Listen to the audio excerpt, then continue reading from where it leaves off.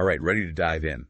Today, we're taking a deep dive into the world of Max von Laue, a name you might not immediately recognize, but we're going to learn why his work is so important. Oh, absolutely. And we've got this fantastic essay by Yurgo Schneepat as our guide. Perfect jumping off point. Mm-hmm. So, let me ask you this. How many of us can honestly say we knew about Laue before diving into this? I sure didn't.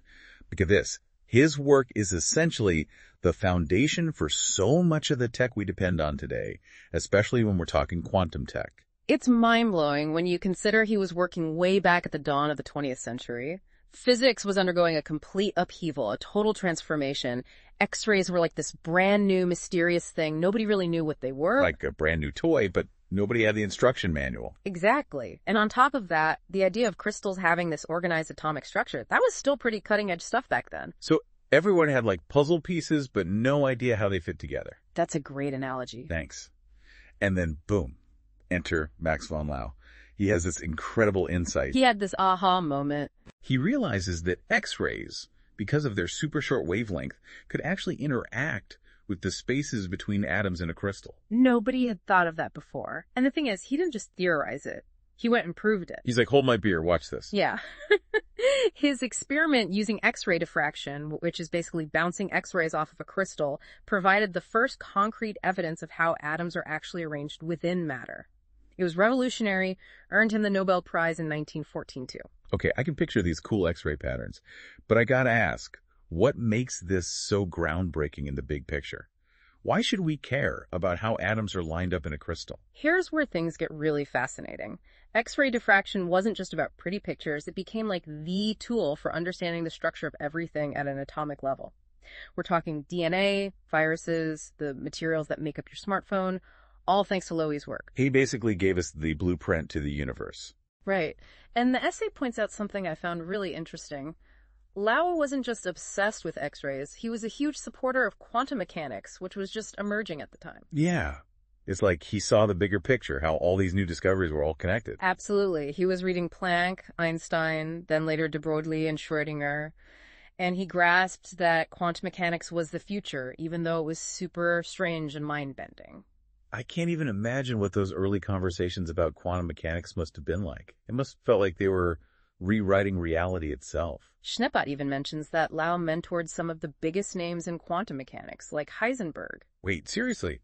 That's incredible. Yeah. He wasn't just brilliant on his own, he helped shape a whole generation of physicists. It makes you wonder what it would have been like to be a fly on the wall in those early days of quantum mechanics, right?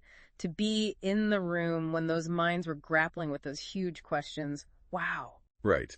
Talk about a front row seat to a scientific revolution. But, here's where Laue's story takes a turn. I wasn't quite prepared for him. Schneepat brings up the fact that he was living and working right smack in the middle of Nazi Germany. Oh, man, yeah. It's easy to forget the historical context, isn't it? It really makes you stop and think about the role of scientists, especially in times like those. We're talking about a regime that was twisting science, using it for their own agenda. It must have been an incredibly challenging time to be a scientist, facing those pressures, the moral dilemmas. Absolutely. I mean, imagine being in Laue's shoes. You could just stay quiet, focus on your research, and try to ignore everything happening outside the lab, right? Yeah, keep your head down, stay out of trouble. It's what a lot of people probably did. But Laue, he didn't. He stood up for what he believed in. Schneepat talks about how he actively defended his Jewish colleagues, people who were being persecuted just for who they were. Wow, that's incredibly brave, especially during that time, putting himself at risk to stand up for what's right. He didn't just talk the talk, he walked the walk.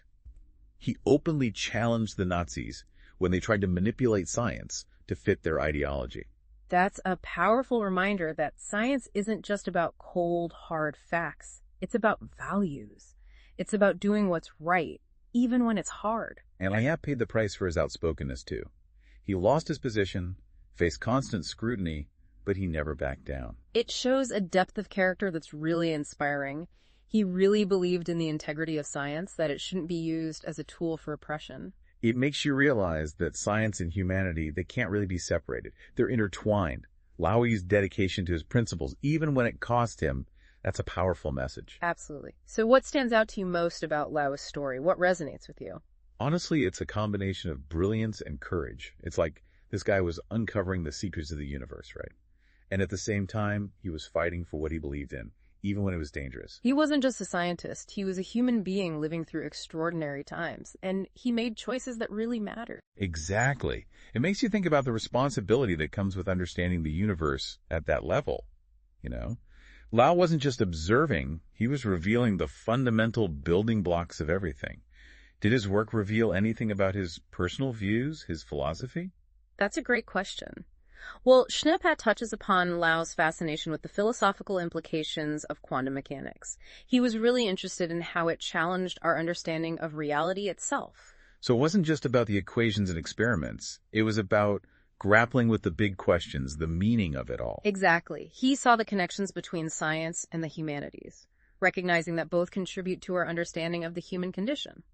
So it wasn't just about cold, hard facts. It was about wonder, about mystery, the things that make us human. Love that. And let's not forget the willingness to embrace uncertainty. That's at the heart of quantum mechanics, the idea that at the subatomic level, things aren't so black and white. It's a world of probabilities, a wave-particle duality. Right. Light acting like a wave and a particle. Yeah. It completely blew apart our understanding of how the universe works, how we thought things worked. And Laue, he didn't shy away from that. He embraced the weirdness of it all. He saw the potential of quantum mechanics, not just for physics, but for technology, for society as a whole. It's mind-blowing. But Laue wasn't just some theoretical physicist off in his own little world.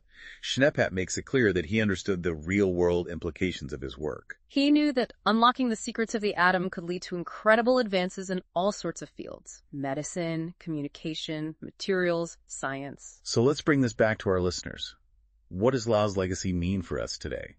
Especially now, when we're living in a world increasingly shaped by quantum tech. Think about the devices we use every single day. Smartphones, computers, even medical imaging equipment.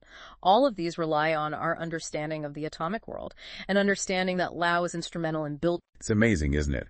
Something discovered so long ago still has such a huge impact on us today. It really makes you think, doesn't it? Like the ripple effects of scientific discovery. Absolutely. And, as we keep pushing further into the quantum realm, who knows what else we'll find? What other amazing discoveries are waiting for us? It's exciting. Laue definitely laid the groundwork.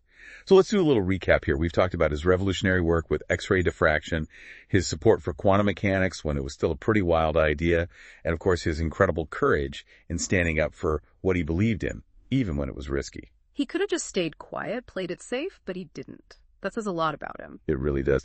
So as we wrap up our deep dive into the world of Max von Laue, what are your final thoughts on this remarkable physicist?